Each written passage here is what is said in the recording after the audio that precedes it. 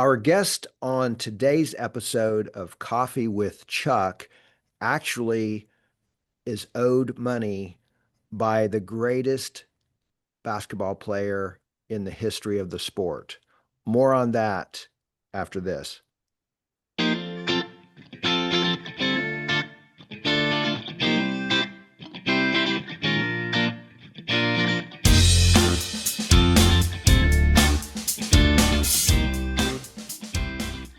I'm excited about today's episode of Coffee with Chuck because we have an interesting guest, and he also happens to be a member of the JAG-K team. With us today is our Senior Vice President of Marketing and Development, Mark Bisbing. Hi, Mark. Hey, Chuck, thanks for having me. Well, it's great to do this. We've been trying to do it for a while, and then we actually had it. Well, we didn't have it recorded. That was the problem. We did this last week, and I forgot to hit record. So it was a great conversation. But today we're going to do it all again, but try to keep it under 30 minutes. Mark has Yeah. had such a fascinating life and a lot of experiences. So we're just going to focus a little bit more today and start with where you grew up. Tell us a little bit about your childhood and then kind of your first job and how you got on that career path.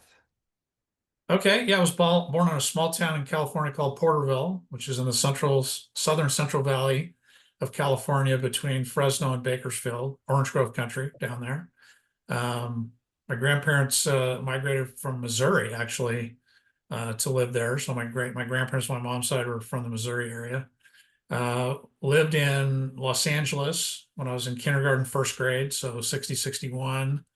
Um, Moved to Lake Tahoe for a year for second grade. I remember every day of it, 1962. And then moved to Redding, California, in the northern part of the state from my third grade through my sophomore year in high school. And then from there, ended up moving to Portland. My dad was in the banking industry. My dad was the guy you called in California if you wanted to start an independent bank. And so we moved, that's why we moved sort of intermittently.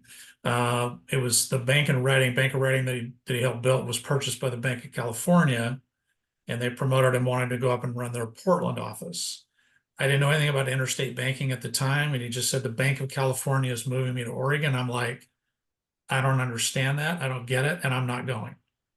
I'm going to be the starting quarterback on the varsity football team next year. I'm staying in Redding, California. And he said, no, we're moving as a family. So I ended up kicking and screaming to Oregon, which in hindsight led me to part of my story where I met my wife, my first wife, Barb. We were high school sweethearts. And I ended up working at Nike ultimately. So without moving, you kind of look back and go, well, that probably happened for a reason, and ended up with some great stories from there. And we want to talk about your time at Nike. I kind of teased that in the opening, but tell us, you didn't start at Nike. No, You started down a different path.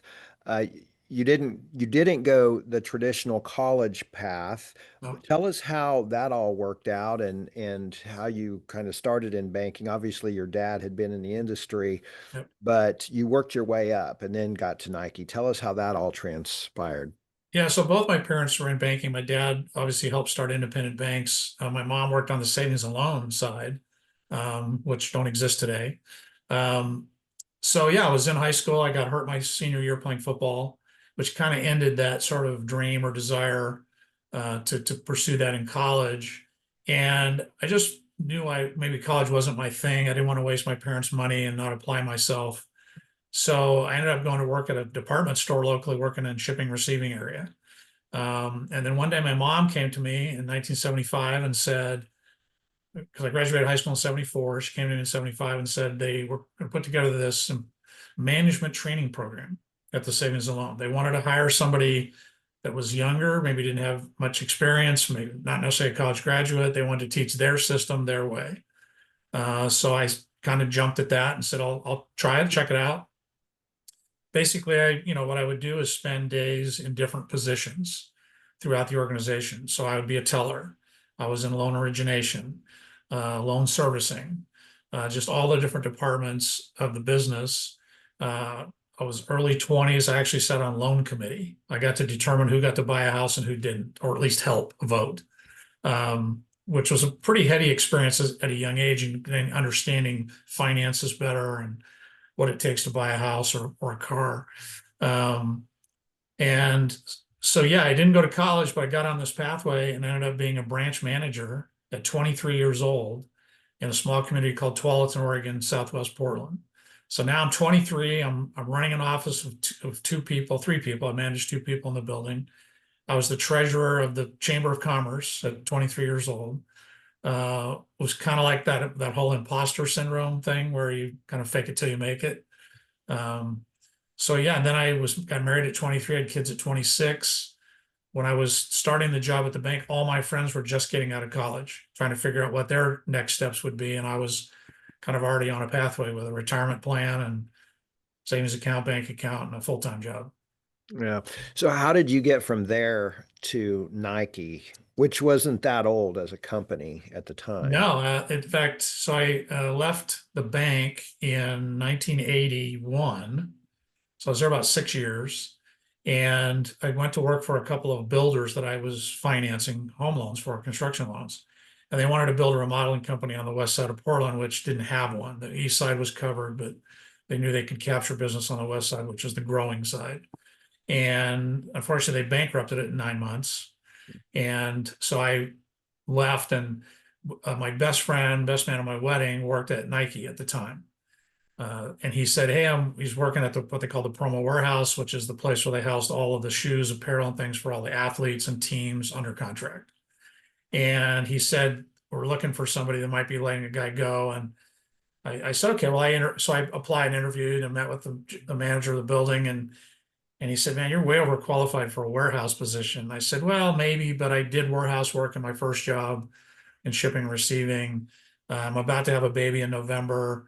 I just need a place where I can come to work. You pay me, I go home. There's no homework, there's no drama. Just I want to do that for now. I'll probably get motivated and want to move forward later on.' So they hired me part-time for $5 an hour in 1981. That would have been Nike would have been 9 years old. They started in 1972 officially. They were doing things before that, but they were officially Nike in 1972.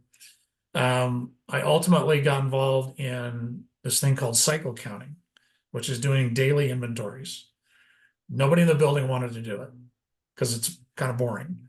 But you're basically going out and finding out how many football shoes you have in, a Shark football shoe in white red. You count them, you enter in the computer the right information just to make sure the inventory was correct. So when people were placing orders, and orders at that time were done manually. So the inventory was online, but you had to write a physical order that was delivered twice a day to the warehouse. Last shipment goes out at 3:30 to catch all the FedEx and UPS pickups. So I oversaw our implementation of an online ordering system. So then I could see the inventory more realistically on a daily basis. I then got promoted to go over and work and handle in the sports marketing division, was called promotions at the time, to oversee the inventory of that warehouse for all the different sport categories. So now I'm working with the different people in sports marketing for football, basketball, baseball, cheerleading, tennis, soccer, you name it. And then I got moved into the Jordan launch program. They signed Michael in 1984. So I got moved into the Jordan launch program. It was going to be Jordan products, college colors, which meant we were going to make colored basketball shoes of the school colors. Before that, they were just white, black, or black, white. Two options. And then I think ACG, all conditions gear, which was the outdoor line. And I was going to be like an analytics guy and numbers and so on, which wasn't my thing. As you know, Chuck, I'm not a math guy, right? I mean, so one day on a Friday afternoon in 1985, I get called into Jack Joyce's office, who's the VP of the Jordan launch division. Jack Joyce, if anybody's a beer drinker out there, ended up leaving Nike and creating Rogue Ale that's headquartered on the Oregon coast. But anyway, I get called in on a Friday afternoon. I'm thinking, am I getting fired today? Because that's typically what happens, right? So I walk in his office and he says, "Bisbing, I don't like you." I said, "Really, Jack? Why is that?" And he said, "Well," he goes, "because everybody else does." Because I just want you to go out there and just kind of tick somebody off for no good reason. And And I go, I don't operate that way. I tend to use more sugar than to get the things I want done and develop relationships. He goes, yeah, whatever, kind of waves his hand at me. Like he says, on Monday, you're going to go work with Bob Wood and help launch the Nike golf category.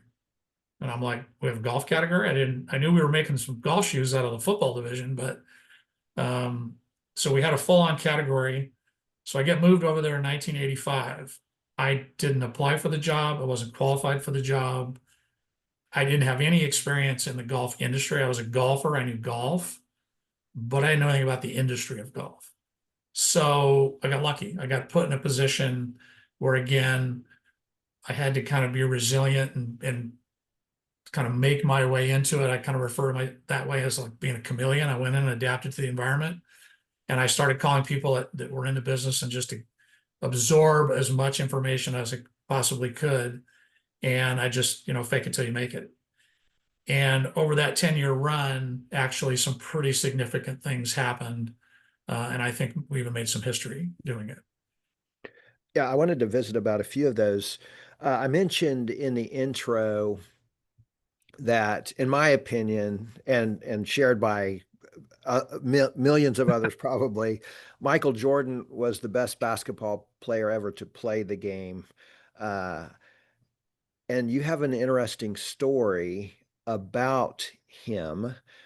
I just wondered if you would share that. How did you come across Jordan on the Nike campus? How did your two paths cross, and why does he owe you money? Well, it's actually funny. I didn't meet him on the campus the first time I met him. Okay. I actually met him at a golf course in Williamsburg, Virginia, which is where Curtis Strange lived, who was our marquee golf athlete at the time. He was a back-to-back US Open winner in 88 and 89. Um, he was doing a pro-am at his home club and invited Michael to come and participate, and Michael jumped at the chance to do it. So flew to Williamsburg to be there to kind of help with them both being together. And then Howard White, who's a longtime Nike guy in basketball, flew out as well. But I met him the day before the event, 2 days before the event, actually, at the Golden Horseshoe Country Club, and we played a round of golf for the very first time ever. And I played one of the worst rounds of golf in my life. And he kind of, at the end of the day, goes, "You didn't play very well because you were playing with me, right?" I go, "I hope so, but yeah, that's probably exactly right because I was pretty nervous." And then we played again the next day, and I played a little bit better. But so those were my first two rounds with him. And then fast forward to 1986, and he's in the building doing some work with Peter Moore, who was the designer of the Air Jordan logo, the shoe, and the whole thing. If anybody's watched the movie Air, that's Peter Moore. Um, and they were going out to play golf, and he ended up in our building, which was an open space building designed by the designers, where we were playing catch with a football. It was that open. And he bet me on a couple things, and then he finally goes, "Well, what time's our tee time? We got to go." And he goes, "Who's playing?" And he goes, "Peter just says just you and I." And he goes, "No, no, Bisbing's going with us." And they couldn't get a fourth, so we went, played as a threesome at the Portland Golf Club. We played a $5 Nassau, which is $5 whoever wins the front nine, $5 whoever wins the back nine, and $5 whoever wins the overall score. So you could win $15. So he won the front nine, I won the back nine, and I won the overall. So we evened out on the front nine, back nine deal. He owed me $5 at the end of the day. All he has is hundreds in his pocket. And he goes, "All I got is hundreds." He goes, "How about if we just go double or nothing the next time?" Great, absolutely, let's do that. One, I was hoping there would be a next time, play with him again, and there never was. Never happened again, and we just never could coordinate schedules. So I never want him to pay me. I want the story. I just don't want to put that out on social media every chance I get that he's worth billions of dollars. Yeah, you think you could pay the guy who was $5 to from 1986. I just want the story to perfect. Now, if he wants to come in and hand me $5 in person, I could meet him again. Maybe I'd take it, but I just want the story. Yeah, or be on Coffee with Chuck. We Or could yeah, split get him one about coffee that. with Chuck, and Yeah. giving me the $5, right? Yeah. Yes. So obviously not that's not the only celebrity you met or had interaction with while you were at Nike. You were doing Nike golf, and I know you had an opportunity to really have an impact on that, not just in the day to day, but in some other ways. Do you want to share any of those stories? Yeah, I think the two biggest things that I probably have my footprints on, maybe three, is I started the Nike golf camps in 1994. And we started with 7 camps. It's run by USA Sports Camps. I think there's over 200 across the country that still exist. So I started that. I mean, it's still there. It's got my fingerprints on it.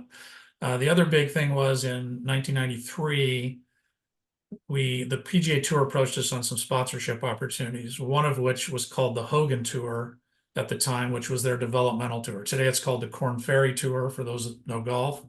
It's their developmental tour. People are play their way up onto the tour. If you finish well, you get a card. You play on the PGA Tour the following year. It's also for players that careers are maybe going the other direction, for a place for them to land and still be able to play golf and make some money before they hit the Champions Tour. So when you see the scoreboard section, it's the PGA Tour, Champions Tour, and what became the Nike Tour. So I don't know how, still a mystery to me in some ways and how this even happened. Nike Golf at that time was less than 1% of Nike's overall revenues. We were nothing. We were a speck on the landscape. You had to be a $200 million category to remain a business. But somehow, some way, I convinced Phil Knight, Dick Donahue was the president at the time, Howard Slusher, who was Knight's right-hand guy who built the campus. And Phil Knight is the founder of Nike. Phil Knight is the founder. He's in his 80s. He's still the chairman of the board. We're trying to get him on Coffee with Chuck or see if he'll donate some money. He just donated $2 billion to the Oregon Science Hospital there in Portland. But we did it. We agreed to do the tour deal. I met with a guy named Andy Mooney, who was the head of marketing for Nike at the time, and did my pitch and my proposal, business plan, storyboards, the whole thing. Loved it. Big idea. He said, yeah, but frankly, we could take the same money and put it into cross training or basketball and make more money and drive the stock price up. That's great. I don't work in those categories, and I think you're kind of missing the bigger picture. We're going to be in the scoreboard section every weekend and every newspaper, newscast, whatever, from Thursday to Monday with the golf scores. We're going to be on inside the PGA Tour on television 3 nights a week. We're going to become part of the vernacular of the game of golf. You know, you're going to see Chuck Knapp out there in the 8th fairway. The announcer's going to say Chuck's got an 8-iron in his hand, hitting a shot into the 5th green. Chuck finished 3rd on the Nike Tour money list last year. That's why he's here today. You're just going to become part of the sport, which you couldn't be in any other sport category. You can't own the minor league of football, basketball, baseball, anything. So I just felt he was missing it. She said, well, I just need you to call the tour and tell them we're going to pass. Well, that didn't happen. I went to my office and I closed the door and I said, well, I have 2 options. I can call the tour and tell them we're passing, or I can call my boss, Harry Karsh, who was one of the 7 original VPs, who was the head of our division at the time. And I knew that that was a risky move. I knew that, you do things like that, you tend to lose your job sometimes. But it came to that point of, how much do you believe in this? Do you think what impact would this have on the category of golf first? What would it have on Nike as a business? And what would it have on the golf industry? What impact would it have? And I just firmly believe that I'm going to take this leap and this risk, and I'm going to call Harry and get his advice. So I did. And he just said, don't call the tour. Don't talk to Andy. Let me take it from here and kind of work it behind the scenes. And it ended up happening. And then ironically, they send 2 people to the press conference in Akron, Ohio at the Firestone tournament. And they happen to be me and Andy. Yeah, very, very, tense, stressful, awkward kind of couple days with him. But he was a professional, handled it, did it just like he should have. And, but I knew I knew he wasn't happy in it happening. But I also knew that it changed the course of the golf division. And it also, put us into golf, made us legitimate and more accepted within the industry. People in the industry didn't like us there. They just looked at us like, well, you're a tennis shoe company. What are you doing in golf? Not respected. That changed overnight. So I think, that was a really important piece, because I had also started recruiting Tiger Woods to Nike in 1990 when he was 14 years old. If you don't have the Nike Tour in place in 1996 when he comes out as a pro, you have no place for him to land. You don't get him. He doesn't, why? I mean, why would you even go after him? Why would he want to come here? You don't have a golf division. And he became ultimately the next biggest iconic Nike athlete when Jordan started to fade, not fade, but I mean just retire, has had a different role. The Jordan brand is unbelievable what it's doing still today, but Tiger became the next biggest athlete that they had on its roster out of the golf division. So um, it definitely had a huge impact. I want that on my resume forever. I'm really sad that he left Nike recently, but I still get to keep kind of the history and heritage that I helped get him there. Yeah. So obviously, you left Nike because you're with us, and things change, and you moved to Kansas. Um, what would you attribute, though, your success to in having an impact on some very consequential things in not just the history of Nike, but really in the history of sport? Um, your football career, even though you played semi-professional football for a while, it kind of, because of injury, didn't go the direction maybe at some point in your life you wanted it to. How did you rebound and get to that level of success at Nike? What would you attribute that to? It's really a great question. I have a hard time answering that to myself. Like how are you able to be resilient and persevere and kind of get through things? And I go back to, and you and I have talked about this, I go back to my Pop Warner football coach when I was 12, 13 years old, who was a former quarterback at Compton College and played a little bit at USC. And he just instilled in me, one, how to play the position, but also how to lead a team, and knowing what everybody else is doing on the offense during any play, how to show strength in the huddle and with teammates. Don't show fear. They're going to follow your lead. So I think part of it comes from that sort of experience and learning when I was younger, and then how to adapt to different situations. Not everything is going to go your way. How do you recover from throwing an interception? How do you recover from something not going quite right? And I had a lot of challenges along my way, as you know. I mean, my first wife, Barb, unfortunately, died from breast cancer in 2001 when we were 44 years old. I had three kids, with the youngest being 4. No textbook, nothing.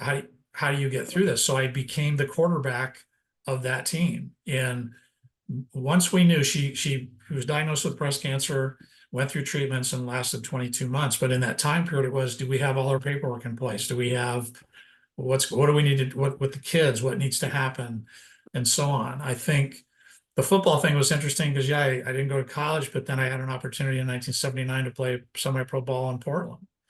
I played the first year as a part-time quarterback and won an all-league honorable mention. And for me, that just validated that I could have done it. I could have done this maybe at a higher level, because all these players were ex-college, ex-NFL people. Um, the Nike job, you know, my message to students would be, if you're ever presented an opportunity like that and you don't think you're qualified or you think it's above you, take it, jump at it. Fake it till you make it. Go. If it's something you love, especially if it's in an area that you have passion about. Like for me, it was golf. Um, yeah, was I scared and nervous? Absolutely. But you just find people that know stuff and learn and absorb information, but take that risk, take that leap, and get down that pathway if it's something that you really, really are passionate about. So I think resilience, perseverance, and trying to be positive, things will work out. I tell that to people all the time, is like, look, you're in a tough spot. Things may get worse before they get better, but you know what? It's going to work out. It's going to work out someday. So you had a daughter in Kansas City. You wanted to get back to this area. You were looking for opportunities, and you saw that JAG-K was looking for someone with your experience. Why did you want to be a part of this team and this mission? Yeah, our daughter ironically graduated from high school in Beaverton, came out, went to KU, stayed here. So it kind of brought us here the first time around when I worked for the Golf Course Superintendent Association in the mid 2000s. We were back in Oregon. I knew we were looking for our last place to move to, last job kind of thing, and then retire, hopefully. And I knew I wanted to do nonprofit, and I was kind of focused on food banks. So I'm looking at job openings and so on in the Kansas City area, I guess, primarily. And your posting came up, and I'm like, well, what is this? I've never heard of it. Sounds interesting. There's students on it. kind of as I did more research, I said, this is a really great organization, but I've never heard of them. Is it, what is it? So I called Kelly and I asked her if she knew. And at that time, there were programs at Shawnee Mission West and Shawnee Mission North. And when my daughter Lexi was here, graduated from Shawnee Mission West in 2013, she said she had never heard of it. She's a realtor, well connected in the community, knows a lot of people. Okay, so I went through the interview process, and once I talked to you guys and learned more, it was like, man, this is really a cool organization doing really impactful work. I'd like to be part of that. I want to do something that impacted somebody's life on a daily basis. And you were it. And we joked in the interview because I told you, I said, I don't really have traditional fundraising background. I'm more of a sales and marketing guy, using words like sales, marketing, ROI, leverage, brand position, and so on. I just felt like you had probably a brand challenge that not a lot of people knew about it. So it has been truly inspiring to kind of be here and be around the students and see the interactions and hear their stories, to know that we are doing a tremendous impact on not only their family, on not only them, but their families, the communities that they live in. And a lot of people just don't know what's going on in their backyard. Yeah. And our final question for the day, what do you enjoy doing outside of work? Golf, obviously. In fact, I made myself go hit golf balls yesterday because it was Labor Day and I wanted to get that in. And I like photography, love music. Um, Probably those are probably the three main things that I probably like to do when I'm not working. Um, we'll try to take in an occasional concert when we can. Royals game because I'm only 8 miles from the stadium, so that makes it kind of convenient to get to a ball game. Uh, so yeah, anything sports related, I'm into. Thank you, Mark. We really appreciate everything you're doing for the team and really enjoyed listening to your story and sharing your experiences on Coffee with Chuck.